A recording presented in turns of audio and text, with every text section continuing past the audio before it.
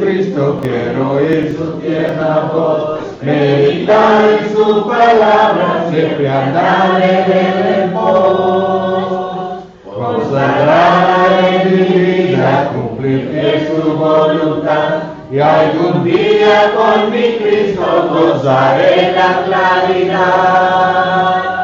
Oh, si yo quiero andar con Cristo, oh, si yo quiero vivir con Cristo, oh, si yo quiero morir con Cristo, quiero serle un testigo fiel. Oh, yo quiero andar con Cristo, Él vivió en santidad. En la Biblia yo lo leo y yo sé que es la verdad. Cristo era santo en todo, el Cordero de la cruz, y yo anhelo ser cristiano, seguidor de mi Jesús. Oh, si yo quiero andar con Cristo, oh, si yo quiero vivir con Cristo, oh, si yo quiero morir con Cristo, quiero serle un testigo fiel. Oh, yo quiero andar con Cristo, de mi senda es la luz, dejar el perverso mundo y cargar aquí mi cruz. Este mundo nada ofrece, Cristo ofrece salvación, y es mi única esperanza gozar vida eternación. Oh, si yo quiero andar con Cristo, oh, si yo quiero vivir con Cristo, oh, si yo quiero morir con Cristo, quiero serle un testigo fiel.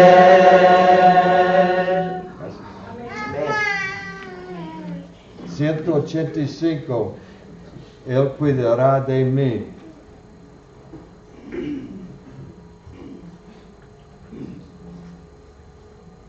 ¿Cómo podré estar triste?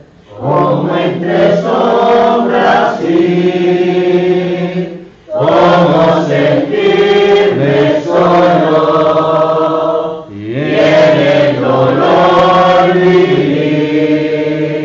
Si Cristo es mi consuelo, mi amigo siempre fiel, si aún las aves tienen, seguro así duele, si aún las aves tienen, seguro así duele. Feliz cantando alegre, yo vivo siempre aquí, si Él cuida de las aves, cuidará también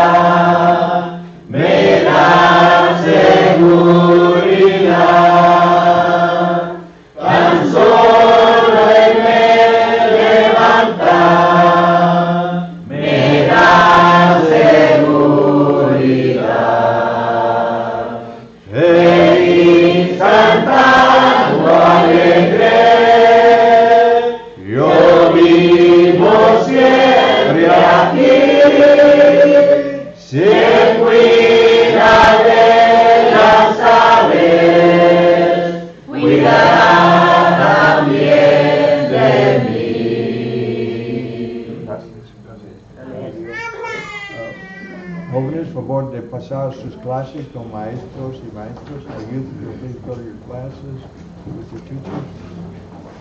Hermano Alejandro, por favor, enseñarnos la palabra de Dios otra vez.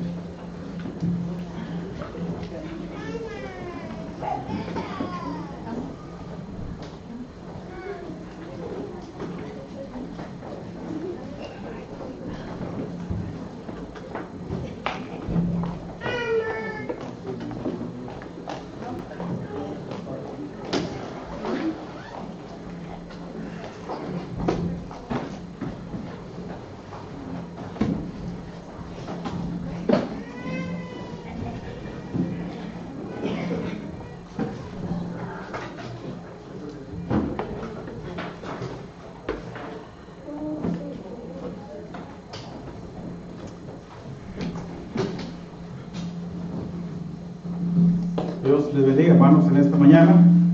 Es un verdadero gusto, hermanos, verles nuevamente y un privilegio venir en este primer día de la semana como pueblo de Dios para alabar y glorificar el nombre de nuestro Dios. Estamos muy contentos, hermanos, de verles nuevamente y damos la bienvenida a todos nuestros visitantes. Esperamos que no sea la primera ni la última vez que están entre nosotros.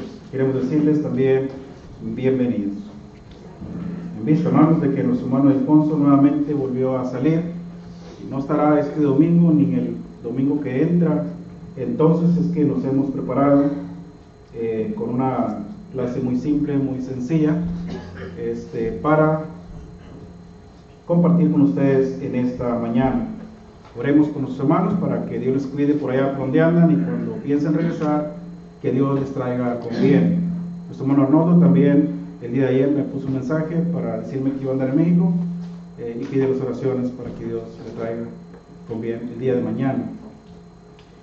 Juan Manuel, bienvenido, hermano, qué bueno que estás acá con nosotros. Dios le bendiga. Abra sus Biblias, hermanos, en la carta a los Efesios, capítulo 6, versículo 10 al verso 12. Carta a los Efesios, capítulo 6, versículo 10 al versículo 12. Por lo demás, hermanos míos, fortaleceos en el Señor y en el poder de su fuerza. Vestíos de toda la armadura de Dios, para que podáis estar firmes contra las acechanzas del diablo. Porque no tenemos lucha contra sangre y carne, sino contra principados, contra potestades, contra los gobernadores de las tinieblas de este siglo, contra huestes espirituales de maldad en las regiones celestes. Hasta ahí, hermanos, la lectura. La Iglesia de Cristo, hermanos, desde el tiempo en que fue establecida hasta el día de hoy, ha sido, hermanos, todo un desafío mantenerse firme, mantenerse con ánimo y mantenerse, hermanos, en la fe. Y esto, hermanos, es debido a la lucha que tenemos todos los días de nuestra vida. Y es una lucha, hermanos, espiritual. No tenemos lucha contra carne y sangre, sino contra principados, contra huestes espirituales de maldad. Hasta el día de hoy, hermanos, la iglesia ha sufrido en gran manera. Esta lucha, hermanos, no comenzó ahí. Esta lucha comenzó, hermanos, en Génesis capítulo 3 y verso 15. Ahí Dios le dijo a la serpiente: y pondré enemistad entre ti y la mujer, entre tu simiente y la simiente suya. Ahí inicia, hermanos, la guerra espiritual de Dios contra Satanás. Y Satanás, hermanos, ha tratado de estorbar este plan de Dios, esa lucha constante. Y cuando la iglesia, hermanos, es establecida, Satanás comienza a trabajar en la iglesia también. Comienza a estorbar el plan de Dios. Y Pablo, hermanos, en la carta a los Efesios, es muy claro al explicar este plan de Dios. Y cuando llega al capítulo 6 y verso 10, les dice: debemos fortalecernos, hermanos, en el Señor y en el poder de su fuerza. ¿En dónde se encuentra el poder de Dios? A ver, en la palabra, ¿verdad? Ahí se encuentra. Entonces tenemos que vestirnos de toda la armadura de Dios para estar firmes contra las acechanzas del diablo. Es Él, hermanos, quien nos estorba. Es Él, hermanos, quien va a pelear contra nosotros. Es Él quien nos va a desanimar. Es Él quien va a hacer que nuestra fe se debilite. Es Él, hermanos, quien nos va a hacer caer. Por eso Pablo en repetidas veces, hermanos, aconseja el que mire estar firme, mire que no caiga. Porque Satanás, hermanos, no va a quitar el dedo del renglón. Satanás, hermanos, estará trabajando todos los días de nuestra vida, especialmente, hermanos, para hacernos caer, y buscará el momento, hermanos, para que usted y yo caigamos delante de Dios, ofendamos a Dios cayendo en pecado. Hermanos, y al ser una guerra espiritual, una batalla espiritual, una lucha espiritual, esto quiere decir, hermanos, que no se ve. Y al no verse, hermanos, corremos mucho peligro, porque es una lucha espiritual. Satanás, hermanos, tiene experiencia en ello, trabajará arduamente, hermanos, porque tiene experiencia para hacerlo, y por experiencia propia, hermanos, sabe cómo trabajar con los miembros de cada congregación. La iglesia, hermanos, de Cristo en todo el mundo está pasando por momentos difíciles, especialmente en nuestro tiempo. Estos son los últimos tiempos. Estos son los postreros días. El Señor Jesucristo, hermanos, está próximo a venir. Y ya se está viendo, hermanos, quien verdaderamente va a sobresalir, quien verdaderamente, hermanos, va a sobrevivir, quien va a perseverar hasta el fin. Por eso es que usted y yo vemos, hermanos, cristianos desanimados, cristianos que ya no quieren venir a la iglesia, cristianos que vienen de mal humor a la iglesia, porque no todos, hermanos, seremos salvos. Y algo triste, hermanos, que no quisiera ni comentar, es que muchas veces ni nuestra propia familia, incluso nuestros propios hijos, pueden llegar, hermanos, a caer, pueden llegar a perderse. Por eso usted y yo, hermanos, tenemos la grande responsabilidad de estar sobre ellos, velando y cuidando, hermanos, porque el enemigo, como dijo Primera de Pedro, capítulo 5 y verso 8, anda como león rugiente en derredor nuestro, buscando a quien devorar. Entonces, hermanos, usted y yo tenemos que estar preparados para enfrentar todos los peligros espirituales que enfrenta la iglesia. Peligros, hermanos, que enfrentan nuestra familia, nuestros hijos y aún, hermanos, hasta nosotros mismos. Satanás tratará, hermanos, de estorbar el plan de Dios y comenzará, como lo he dicho en otras ocasiones, con la familia. Comenzará, hermanos, con nuestra familia para que después pueda llegar a la iglesia. Entonces, hermanos, nosotros debemos velar, debemos estar al pendiente, hermanos. El consejo que Pablo le da a Timoteo, ahí en la segunda carta de Timoteo, capítulo 4 y verso 16, ¿qué dice, hermanos? Creo que es la primera. Sí, es la primera carta de Timoteo, hermanos, capítulo 4 y verso 16. Ten cuidado de ti mismo, porque aún, hermanos, nosotros mismos podemos caer. La lucha, hermanos, es contra nuestra familia, contra nuestros hijos, contra la iglesia y también contra nosotros mismos. Entonces Pablo le dice a Timoteo, un líder de la iglesia, alguien que está enfrente, alguien que está liderando, alguien que está llevando adelante el pueblo de Dios: Timoteo, ten cuidado de ti mismo. Cuídate de ti mismo, cuida la doctrina, persiste en ello, aférrate a ello. Y en la segunda carta, hermanos, de Timoteo, en el capítulo 3 y verso 1, le dice también, debes saber esto, que en los postreros días vendrán tiempos peligrosos. Hermanos, tenemos que estar muy alertas, ser sobrios y velar. Porque Satanás, hermanos, anda en derredor nuestro. Y Satanás, hermanos, sabe perfectamente, sabe trabajar, sabe usar, hermanos, y tiene tres armas muy poderosas. Primera carta de Juan, hermanos, capítulo 2 y verso 16, ¿qué dice, hermanos? Porque todo lo que hay en el mundo, los deseos de la carne, los deseos de los ojos y la vanagloria de la vida no provienen del Padre, sino del mundo. Y el mundo pasa y sus deseos, pero el que hace la voluntad de Dios permanece para siempre. Entonces, hermanos, fíjense bien, los deseos de la carne, los deseos de los ojos y la vanagloria de la vida han sido tres armas poderosas que Satanás ha usado, hermanos, y no las vemos, porque son espirituales, tienen un trasfondo malo. A los ojos de nosotros las vemos agradables, pero tienen un trasfondo malo. ¿Entienden esto? Las ha usado, hermanos, hasta el día de hoy. Las usó en el principio con Eva, ¿recuerdan? Los deseos de los ojos. Dice que el fruto era agradable. Los deseos de la carne y la vanagloria de la vida serán como Dios. Estas armas, hermanos, las ha usado desde el principio y las sigue usando hasta el día de hoy. Sabe, tiene experiencia en ello. Por eso nosotros, hermanos, debemos velar. ¿Es de Dios? Sí, es muy atractivo, pero le agrada a Dios. Esto es lo que Dios desea, esto es lo que Dios quiere. Ahí es donde nosotros, hermanos, debemos tener bastante cuidado. Pablo nos dice en la segunda carta a los Corintios, capítulo 2.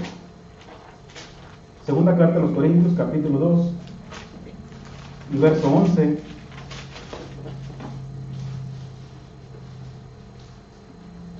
Para que Satanás no gane ventaja alguna sobre nosotros, pues no ignoramos sus maquinaciones.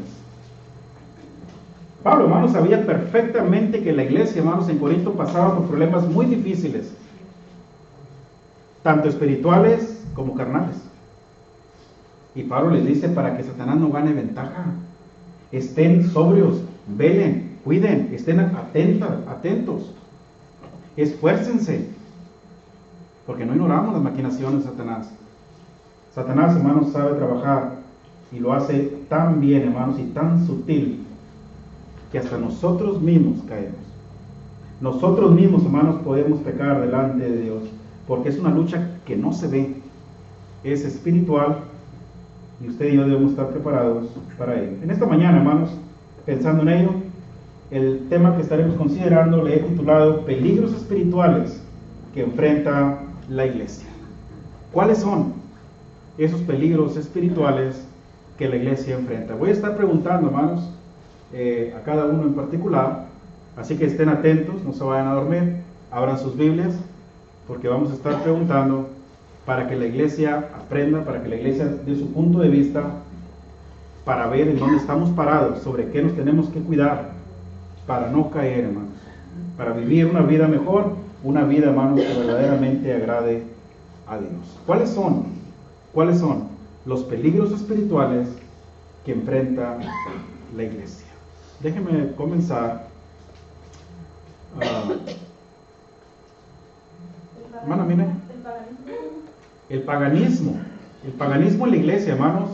Bueno, en el mundo, pero que a veces la iglesia está metida ahí. Qué buen punto, tocó la hermana. El paganismo, hermanos. Qué delicado es eso, Y pareciera que no pasa nada, pareciera que es algo tan bonito, algo tan agradable a los ojos, tan placentero, pero es un peligro espiritual que Satanás está metiendo a la iglesia. No pasa nada. ¿Qué tiene de malo? ¿Cuántos han escuchado esa palabra? ¿Pero qué tiene de malo? ¿O tiene algo de malo? Y quisiera ampliar este punto porque es muy bueno, pero hay más, hermanos. Hermano Jaime, ¿cuáles son los peligros espirituales que enfrenta la iglesia? Y que parece que estamos bien como iglesia y nos reunimos y nos congregamos y parece que todo está bien. Y yo espero que esté todo bien. Pero hay peligros, hermanos, que la iglesia enfrenta y Satanás los está usando. ¿Cuáles son? ¿Cómo identificarlos? A ver, ayúdale, hermana Marla. El desánimo. El desánimo es un peligro espiritual, hermanos, que no se ve. Y aquí me mira a mí entusiasta dando la clase y me desvelé toda la semana pasada, día con día, estudiando e indagando acerca de este punto. Y puede que haya desánimo en mí, pero no se ve, porque anda risa y risa el hermano, me abraza y ¿cómo que anda desanimado? A mí me han dicho, hermanos, a mí me han dicho, hermanos, hablen con hermano fulano, anda bien desanimado. ¿Cómo? Pues sí, lo acabo de ver, lo saludé, el hermano anda bien desanimado. Es que no se ve, hermanos, no se ve. ¿Algo más? Sí, hermano, estaba pensando ahorita es que ahorita estaba leyendo usted Timoteo. Ajá. Y le dice Pablo a Timoteo, ¿verdad?, que tenga cuidado con la doctrina y ten cuidado de ti mismo. Y es que muchas veces, cuando no hay conocimiento de la palabra de Dios, muchas veces pensamos nosotros que la persona que a veces está predicando, no está predicando la verdad, pero nos cae bien, porque a veces comienza a contar chistes y todas cosas de esas, ¿verdad? Pero la palabra de Dios no es pura. Entonces tenemos que tener cuidado también donde nos congregamos, que la palabra de Dios no sea como dice, lo aprendí eso mucho de México, de la leche que era adulterada, la leche adulterada, ¿verdad? Que quiere decir que no es, ¿cómo le diré?, pura. Entonces algo le pusieron, pero muchas veces si no hay discernimiento, si no hay conocimiento de Dios, no comprendemos. Eso es un gran peligro, ¿verdad? Hay muchos. Por eso el apóstol Juan dice: probad los espíritus si son de Dios. Tengan cuidado, no creáis a todo espíritu, pruébenlos. ¿Cómo los vamos a probar, hermanos? Teniendo conocimiento de la palabra, estando alertas, fijándonos qué está diciendo. ¿Es cierto lo que la palabra dice? Lo que está diciendo lo prueba la palabra. Y cuando no lo hacemos, hermanos, fíjense bien, Satanás usa este tipo de personas y que los ha usado, han torcido la escritura, han metido falsa enseñanza, la iglesia lo ha aceptado, lo ha comido. Y este es el peligro que enfrenta la iglesia. Hermano Juan. Hermano, Hebreos 10:25, no dejando de coronarnos como algunos tienen la costumbre, hermano. Ahí está otro, ¿verdad? A veces porque pues ya pues no tengo a dónde ir. ¿O qué tiene que falta este domingo? ¿Qué tiene? Tengo 20 años en el Evangelio, no me voy a perder porque falta un domingo, o porque falta un mes, o porque falta 3. El mandamiento es no dejarse de congregarse, porque se hace costumbre y no es aceptable delante de Dios. Porque el orden, hermanos, el mandamiento para la iglesia es que se reúne ¿cada cuándo? Cada primer día de la semana. Hechos capítulo 20, verso 7. Cada primer día de la semana. No cada vez que se te antoje, o cada vez que tú creas que es conveniente reunirte, no. Cada primer día, es más, cada día de adoración. La iglesia del primer siglo adoraba todos los días y se reunía todos los días. Hermano. Cuando la iglesia entra en el confort y no atiende algunas situaciones como el evangelismo o el amor fraternal entre los jóvenes o entre la hermandad, a veces solamente ya está en grupo y el amor fraternal entre ellos, o hay a veces cosas que no vemos porque entramos en el confort. Se duerme, ¿verdad? La iglesia. Como que Satanás nos duerme y dicen: aquí manténganse ustedes nomás. Es suficiente, no se salgan para afuera a traer más porque pues aquellos son los míos. Aquellos ya no me quites más. Manténganse así. Así. Que haya unidad, que haya amor entre ustedes, nomás ustedes. Este es otro peligro que la iglesia está enfrentando. Cuando se nos ha mandado, hermanos, mandamiento directo del Señor, ir por todo el mundo y predicar el evangelio. Vayan y hagan discípulos, bautícenlos en el nombre del Padre y del Hijo y del Espíritu Santo y tráiganlos al redil. Que el Señor añada a la iglesia los que han de ser salvos. Nos hemos dormido en ese punto. Peligro que enfrenta la iglesia.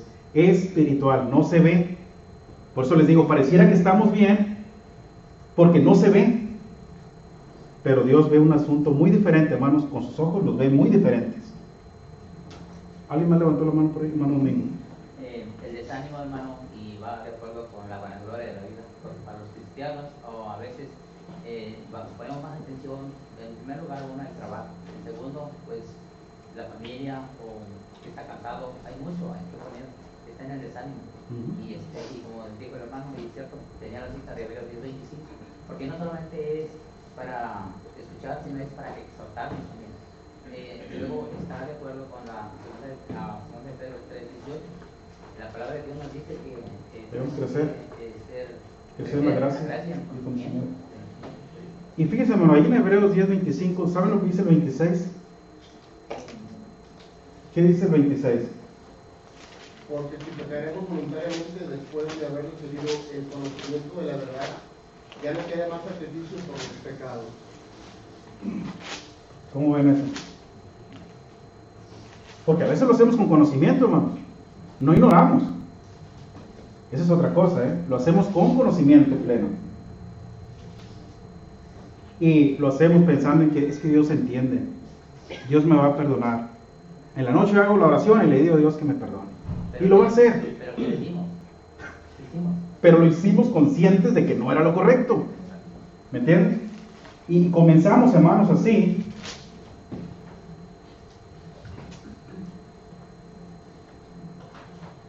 Dice el verso 24, hermanos, de Hebreos 10, y considerándonos unos a otros para estimularnos al amor y a las buenas obras, no dejando de congregarnos. ¿Cómo nos vamos a estimular al amor y a las buenas obras si no venimos? ¿Cómo? Y el desánimo entra, hermanos, cuando desviamos nuestra mirada de Cristo y la ponemos en el mundo. Y los problemas, hermanos, que yo sin duda, sin temor a equivocarme, todos tenemos problemas de una manera u otra. Cuando le ponemos la atención a ello, desviamos nuestra mirada de Cristo y el desánimo entra. Y ahí es donde está, hermano, donde dice que no estamos creciendo en la gracia y porque no conocemos de Dios. Peligros, hermanos, que enfrenta la iglesia. Hermano Víctor. Sí, hermano. Primera de Pedro 3:15, como ya hemos dicho, queremos estar preparados, ¿verdad? En conocimiento, ¿verdad? Para presentar defensa ante todo aquel que demanda responder los planes que hay en vosotros. También lo que es Hechos 11:17, ¿verdad? Dice que los de Berea eran más nobles, ¿verdad? Para que lo que le estaban predicando, ¿verdad? A ver si es lo que conocían. Atentos, a ver si era la verdad. Más adelante, si Dios permite, voy a tocar este punto, ¿verdad? La falta de conocimiento bíblico no es un peligro que la iglesia está enfrentando. La falta de conocimiento bíblico. ¿Qué tan importante es conocer de Dios? Conocer su palabra. ¿Qué tan importante es? ¿Zaira? Creo que dos cosas. Pensé que acabó. Ahorita le sigue, ¿no? Es no poner las cosas de Dios primero, como nosotros a veces tenemos la costumbre, ¿verdad? Como el trabajo o deportes o algo así. Y en este ejemplo nosotros haciendo eso, pues nuestros hijos hacen lo mismo, ¿verdad? A un domingo falto porque tengo un trabajo, pues mi hijo también hace lo mismo, ¿verdad? La otra cosa que yo he notado es que no confrontamos ya el pecado. Si alguien está haciendo algo mal, no queremos decir nada, porque así no hay problemas, ¿verdad? Se mantiene la paz. Pero si nosotros amamos a la gente, tenemos que decirles, estás mal, porque yo quiero que vayas conmigo al cielo, ¿verdad?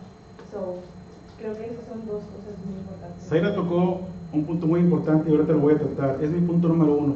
La falta, hermanos, de liderazgo. La falta de liderazgo en la iglesia es un peligro bastante delicado, bastante peligroso para la iglesia. Ahorita vamos a hablar de ello. Hermano Víctor. Sí, hermano, lo que dice Efesios 4:14, ¿verdad? Que debemos ya estar bien instruidos en la palabra de Dios, ¿verdad? Así para que no seamos niños fluctuantes, ¿verdad? Llevados por cualquier viento de doctrina, ¿verdad?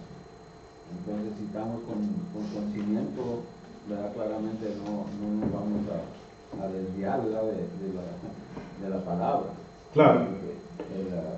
Porque dice también allá lo que es Mateo 24:11, ¿verdad? Que hoy en día dice que muchos falsos profetas se levantarán, ¿verdad? Y engañarán a muchos, y por haberse multiplicado la maldad, el amor de muchos se enfriará. enfriará. Es cierto, hermanos, es cierto. Y lo vamos a ver más desglosado, más amplio, el punto ese de la falta de conocimiento bíblico, cuando lleguemos a ese punto. Ahorita vamos a hablar, hermanos, del primer peligro que yo traigo, ¿verdad? Son muchos, pero es imposible hablar de todos los peligros espirituales que la iglesia enfrenta. Pero uno de ellos, hermanos, y que a veces no nos damos cuenta, es el peligro de la falta de liderazgo. Este es un verdadero peligro, hermanos, para la iglesia de Cristo. Y lo está enfrentando, hermanos, en un sentido general. La iglesia, hermanos, en todo el vasto mundo está, hermanos, en peligro de la falta de liderazgo. No hay líderes. No hay. Le decía yo a un hermano la semana pasada, recomiéndame un predicador, un hermano que predique, que sea elocuente, que sea bueno en la escritura. Hay muy pocos. Póngase a pensar en ello. No hay de dónde escoger, ¿eh? Son contados, son contaditos, y son algunos cuantos nomás. Y usted ya no está pensando en su mente, ¿cuáles? Ya no hay, hermanos. ¿Por qué? Ya no hay. Se están acabando. Y yo me pregunto, el día que ellos mueran, esos 4, 5, 6, a lo mucho 10, y hay más, hay muchos más, pero yo estoy hablando de gente seria, de gente elocuente, de gente que respeta la palabra de Dios, que la aplica como debe ser. Son muy pocos. Muy pocos. ¿Qué está pasando? Hermanos, la falta de liderazgo en la iglesia es un problema que estamos enfrentando todos los días de nuestra vida y en un sentido general, en todo el mundo. Satanás, hermanos, comenzó con los líderes de cada congregación. No están haciendo su trabajo como líderes, tanto en la iglesia como con su familia. No estamos, hermanos, siendo cabeza del hogar. Y ahorita lo vamos a ver detenidamente. ¿Cómo es que un líder, hermano, es delante de Dios aprobado y cómo lo estamos manejando nosotros? ¿Cómo lo estamos desarrollando nuestro cargo, nuestra responsabilidad como varones de la iglesia? Porque al haber, hermanos, un buen liderazgo en el hogar, habrá un buen liderazgo en la iglesia. Por eso Josué dijo en Josué 24:15, mi casa y yo serviremos a Jehová. ¿Y quién fue Josué? ¿Por qué dijo eso? Porque Josué fue un gran líder, hermanos, y fue un buen líder para el pueblo de Dios. Mi casa y yo, dijo, serviremos a Jehová. Digo, muchas veces los hermanos, los líderes, no quieren llamar la atención a la persona porque se va o simplemente lo ofendo y ya comienza a haber muchos problemas porque se hace el grupito y él me dice y él habla y es un desorden. Por eso les decía, cuando Zaira mencionó eso, ¿verdad? Que no queremos llamar la atención cuando vemos que alguien está en pecado, está haciendo las cosas mal, por temor a que esta persona se ofenda o simplemente deje de reunirse. Y yo prefiero que el hermano siga pecando a corregirlo. ¿Estamos bien? No. ¿Por qué no lo hacemos, hermanos? Porque no hemos sabido ejercer el liderazgo que tenemos tanto en la iglesia como en la casa. Y toleramos el pecado en la casa y a veces en la iglesia también. Hermano, pero si queremos a nuestros hermanos y queremos que ellos también lleguen, porque tanto puede ser ellos como puede ser uno. Y uno mismo también quiere que le llamen la atención y lo despierten de ese sueño que según él está bien. ¿Por qué me voy a ir yo de la iglesia cuando me dicen que no estoy caminando bien? Cuando me dicen que estoy ofendiendo a Dios con mi acción, con mi vida, con mi forma de ser. ¿Por qué me voy a ir de la iglesia? Si yo amo mi salvación, la procuro, yo quiero estar en las moradas eternas y quiero caminar en santidad y hacer lo mejor de mí, y si no lo estoy haciendo bien y un hermano me mira y viene y me dice, hermano Alejandro, debí hacer esto y esto y esto y esto no es correcto delante de Dios, ¿por qué me voy a ir de la iglesia?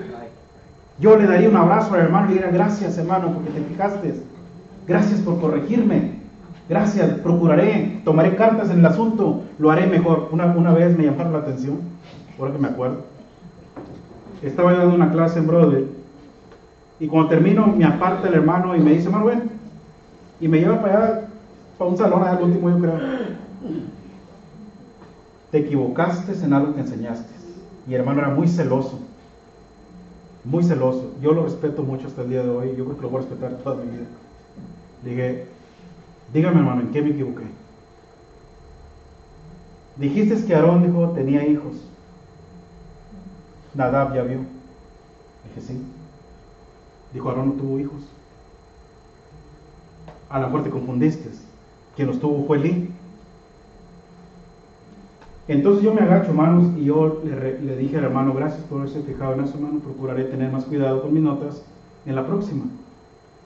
Yo sabía que Aarón tenía hijos, y no nomás tuvo 2, tuvo 4, ¿verdad? Pero nunca es mencionado Tamar y Eleazar. Siempre se menciona Nadab y Abiú, por lo que hicieron, ¿verdad? Por haber ofrecido fuego extraño. Yo no le respondí al hermano, no discutí con él, le acepté la corrección que según él me estaba dando, yo estaba seguro de mí. Entonces yo llego a mi casa, reviso mis notas, me voy a la escritura y menciona los hijos de Aarón, Nadab y Abiú. Hicieron lo malo delante de los ojos de Dios.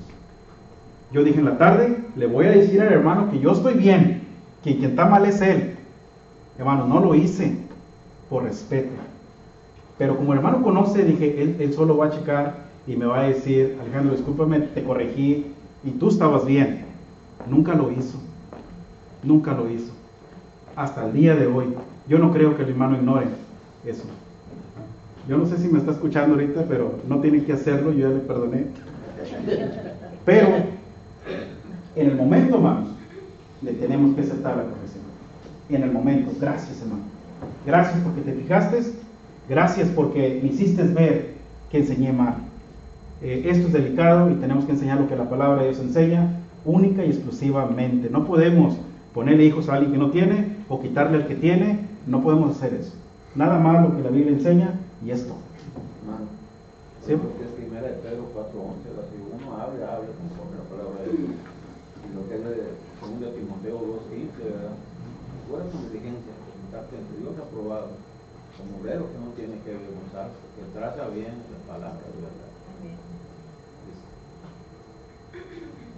Así es, hermanos.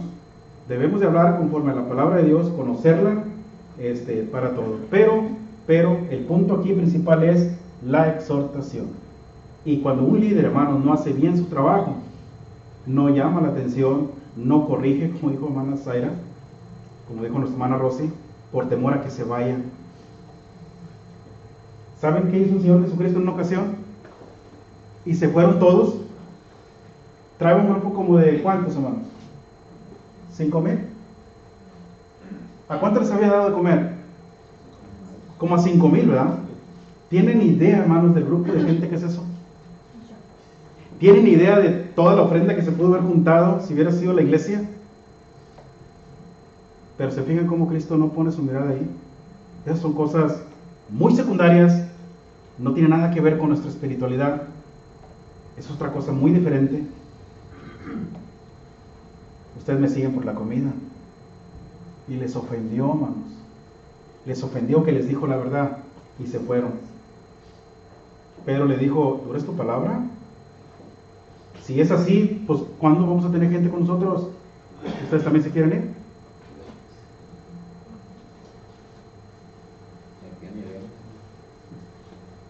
¿Qué está diciendo con eso, hermanos?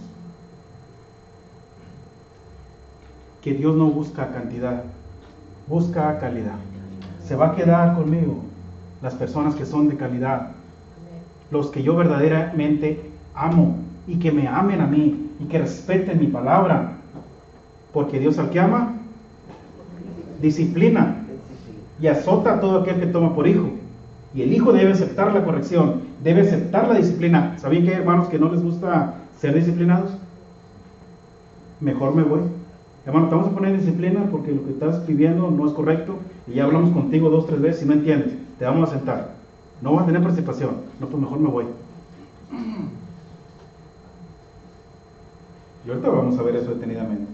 Entonces, hermanos, hermano Juan. Hermano, lamentablemente a veces nosotros como iglesia nos quedamos muchas veces a lo que el predicador o a veces a lo que los ancianos o los diáconos están en su trabajo. Si nosotros como cristianos vemos un error en la congregación o alguien que está cometiendo mal en contra de Dios, nosotros tenemos la obligación de corregir al hermano aún no teniendo ningún puesto en la congregación. Nosotros tenemos el derecho y el compromiso con Dios de arreglar este asunto. Hermano Jaime, El hermano Jaime no puede ver o no puede sorprender al hermano Mingo en pecado y decir, pues ¿cómo le digo si no soy anciano? No. Si alguno fuera sorprendido en alguna falta, eso sí, vosotros que sois espirituales, restaurarle, reprenderle, exhortarle con espíritu de mansedumbre. En eso sí, hay que tener cuidado de cómo se le va a decir al hermano, no porque está cayendo en pecado vamos a llegar con el caballo encima, ¿verdad? Vamos a con la espada desenvainada, o sea, no. Vamos a decir, hermano, porque te amo, te tengo que decir lo que yo vi en ti. Te vi haciendo esto y esto y esto y esto, o saliendo de tal lugar que no es correcto. ¿Qué estabas haciendo ahí? ¿Predicando el evangelio? No creo. ¿Por qué saliste de ese lugar? ¿Qué estabas haciendo ahí? Hermanos, y es delicado. ¿Cómo le digo al hermano si le amo? Si es mi amigo, ¿cómo le digo que está mal? Y yo lo sorprendí. No le puedo venir a decir, hermano Alejandro, dígale que se porte bien, porque andaba ya cuando yo no lo sorprendí. Hermano. Cuando uno corrige a sus hijos, lo hacemos con amor, pero yo soy de las personas que les digo a mis hijos, yo no te puedo mentir, no te puedo decir que estás bien cuando no, porque yo te amo y me duele que estés mal. Entonces, cuando aquí dicen mucho que no quieren corregir a los hermanos por temor a que se vayan, al hijo también le pasa igual, más cuando es adolescente, pues me voy de la casa, pues váyase mi hijo, pero aquí no va a estar haciendo cosas que no, ¿verdad? Igual aquí es la manera en el hablar, que sea con amor, que nos duela que el hermano ande en pecado, y hablarle para edificarlo, no para destruirlo, no para ponerle el pie encima y tener algo que decir del hermano, y ya yo soy mejor que tú porque tú tienes pecado y yo, pues no, ¿verdad? No, es con amor para edificarlo y que crezca. Entonces el hermano se va a sentir querido y lo tiene que entender, porque tenemos ese amor entre nosotros, esa fraternidad. Ese es el punto. Ese es un líder, tanto en el hogar como en la iglesia. Ese es el punto, que ama a su familia y la va a corregir, ama a la iglesia, va a corregir a sus hermanos. Ese es el buen liderazgo. Y ahorita vamos a llegar ahí. Es muy difícil ser un líder en la iglesia y en la familia, porque miran a usted trabajando y se animan, pero cuando miran que no toman las cosas serias, el horario del servicio, las cosas de Dios, la mesa, se desaniman los demás. Se desanima. Lamentablemente, hermanos, es así. La iglesia tiene puesta la mirada en nosotros y no sé por qué. Nos podemos equivocar. La mirada está puesta en ¿quién? En Cristo. Puesto los ojos en Jesús. No, hermano Jaime, no, hermano Alejandro, no, hermano Noé, no en Epi, no, en Jesús, hermanos. Ahí es donde debemos tener la mirada. Que hermano Alejandro anda viendo mal y le dará cuentas a Dios. Yo le voy a servir al Señor en integridad, como Dios demanda de mí. Ah, pero si el hermano anda así, pues yo también. ¿No es que yo no te voy a dar la salvación? ¿Bueno, Juan? Sí, bueno, nosotros como cristianos debemos entender y debemos de separar la amistad con la hermandad. A mí yo he hablado con varios hermanos, muchos me han dicho, hermano, pero es que tú eres muy contento, muy alegre, siempre estás contento y yo pensé que tú me ibas a pasar. No, aquí no soy tu amigo, aquí soy tu hermano en Cristo y te amo. Hay que tener un celo vivo por la palabra de Dios. Hay que diferenciar eso. En veces no se conoce la segunda cara, ¿verdad? Porque Dios es amoroso, sí.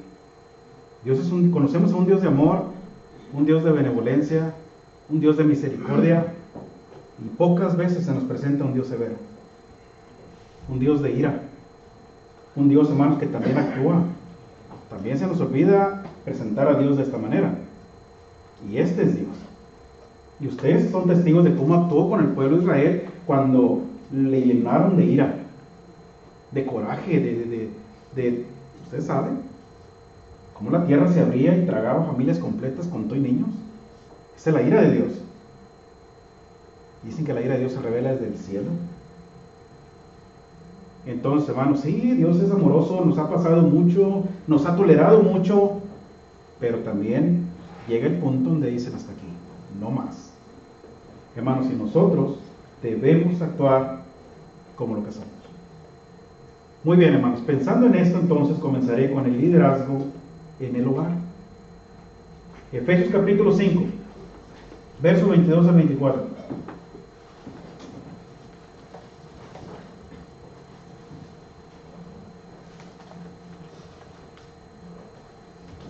Efesios capítulo 5, versos 22 al 24. ¿Qué dice, hermanos?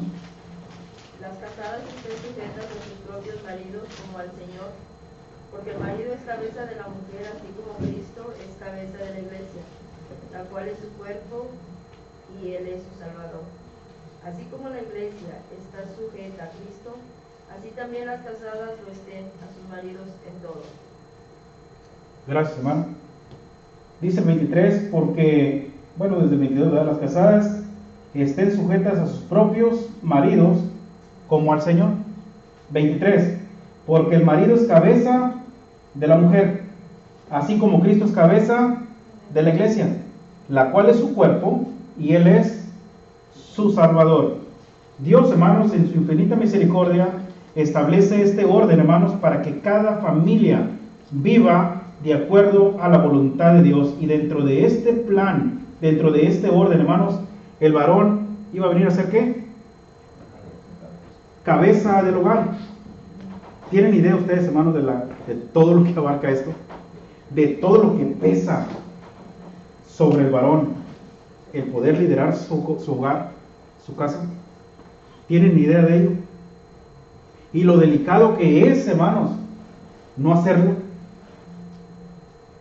Así como Cristo es cabeza de la iglesia, Cristo mantiene su puesto, hermanos. Mantiene su puesto. La iglesia no gobierna a Cristo. Cristo gobierna a la iglesia. ¿Qué pasa, hermanos? ¿Qué pasa cuando el líder, cuando el varón de la casa cae en una zona de confort? ¿Qué pasa, hermanos, cuando no está haciendo su trabajo? ¿Qué pasa, hermanos, cuando no está liderando como deben? ¿Qué pasa cuando no está forjando su carácter? ¿Qué pasa cuando no es firme en sus decisiones? ¿Qué pasa cuando va a disciplinar y no es apoyado por su esposa? ¿Qué pasa cuando ve que su familia no está actuando bien y no está actuando, no está, hermanos, llamando la atención? ¿Qué está pasando? Es que, hermanos, yo amo a mis hijos, yo amo a mi esposa, y eso es amarlos.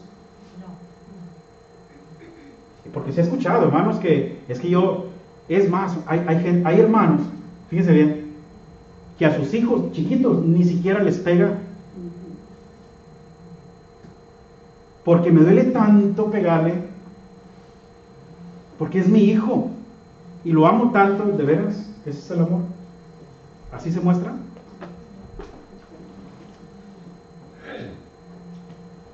Esa es la razón, hermanos, por la cual la familia está como está. Esa es la razón por la cual nuestros hijos deciden hacer lo que quieran.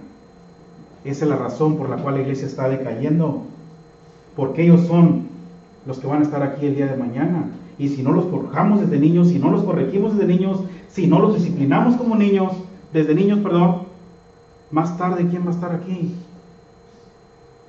¿Quién va a liderar la iglesia? Esos son los líderes que estamos forjando para mañana.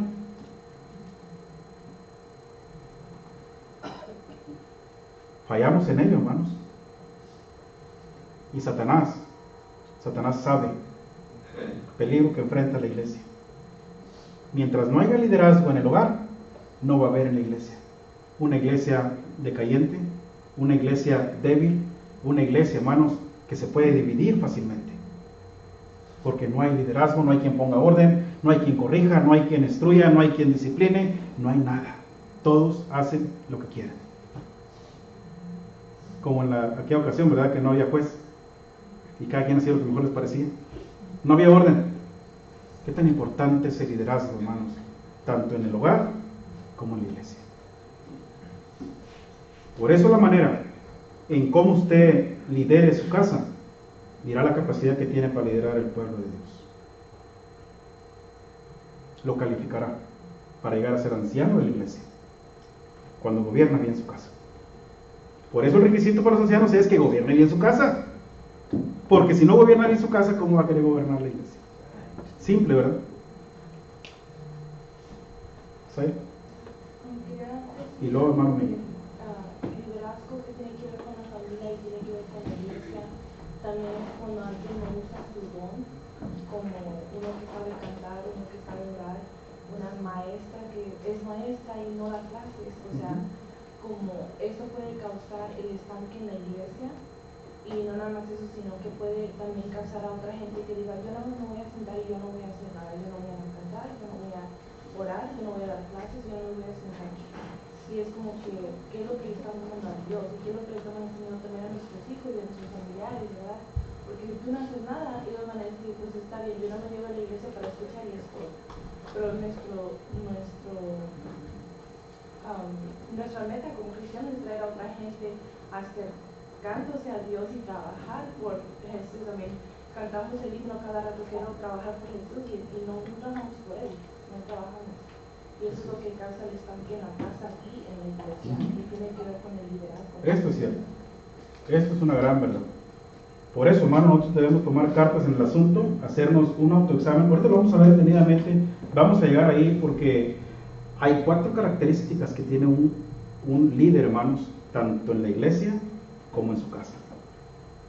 Y Pablo se lo dice a los corintios. Cuando lleguemos ahí lo vamos a estudiar. Porque el marido es cabeza de la mujer. ¿Pablo decidió escribir esto? ¿Por su propia cuenta? No, ¿verdad? Pablo fue inspirado ¿por quién? Por el Espíritu Santo. Es Dios, hermanos, quien está poniendo este orden. Es Dios quien está poniendo este error. Y se debe, hermanos, de respetar. Satanás sabe. Y cuando Satanás sabe, hermanos, que el marido debe ser cabeza de la mujer, ¿qué es lo que va a hacer? ¿Qué? Va a causar problemas, va a tratar de meterse por ese lado, ¿haciendo qué? División. ¿Y cómo viene la división? Desacuerdo. Por el desacuerdo. ¿Por qué? Porque tú no me mandas. ¿Por qué? Porque tú no me mandas. No, hermano, por no sujetarse. Por no sujetarse la mujer. Por ahí viene el problema. Y comienza la división y comienza el problema en el hogar cuando la mujer no se sujeta a su varón, a su esposo. Cuando no respeta esa cabeza del hogar, ese líder, cuando le quita la autoridad. ¿Y sabe cuándo se la quita, hermanos? Cuando el hombre comienza a ser un hombre pasivo. Un hombre que pasa todo, que solapa todo. Hermanos, se quedan puestos vacantes y se llenan. Ahí la mujer entra. Si no vas a ser tú el cabeza del hogar, lo voy a hacer yo. Y comienza a tener orden de su casa, pensando en que está haciendo las cosas bien, porque el marido no está actuando. Pero esto no es establecido por Dios. Y cuando un hogar comienza, hermanos, a vivir así, no está bien delante de Dios.